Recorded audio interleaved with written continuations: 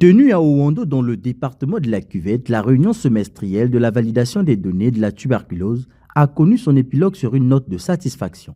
Une satisfaction exprimée ici par le directeur du programme national de lutte contre la tuberculose qui appelle à la mise en exergue des recommandations qui en découlent, destinées pour la plupart au renforcement des mécanismes de prise en charge de cette pandémie au niveau national.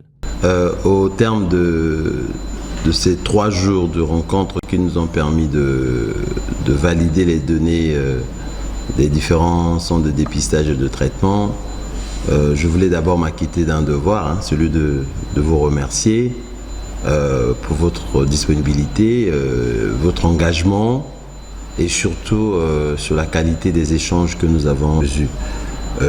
Les débats ont été animés lors des travaux de groupe et qui ont été assez enrichissants et constructifs.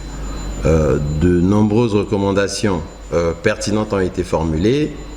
Celles-ci devront guider nos actions dans les prochains jours et les prochains mois pour améliorer la qualité de la prise en charge de nos patients tuberculeux et surtout renforcer la surveillance épidémiologique et garantir la fiabilité des différentes données qui nous parviennent. Cet atelier a servi d'école pour les participants, lesquels sortent de là avec une gibecière garnie. Des connaissances que les intéressés s'apprêtent à expérimenter dans leur domaine de compétences respectives. Nous sortons d'un atelier très riche, atelier au cours duquel nous avons pris beaucoup de recommandations et des défis.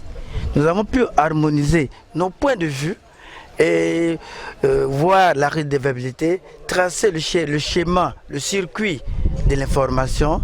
Ce fut vraiment un atelier très riche.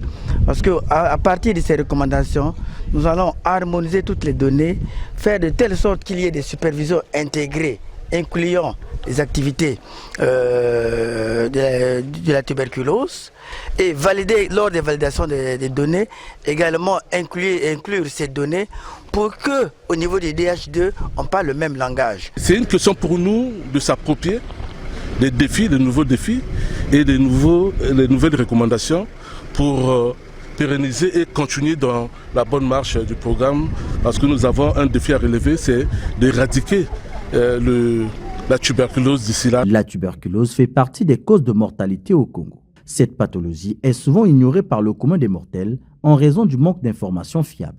C'est la mission que se donne le PNLT, celui de rendre disponibles les informations à la population afin que cette dernière ne traîne plus les pas une fois dans la situation.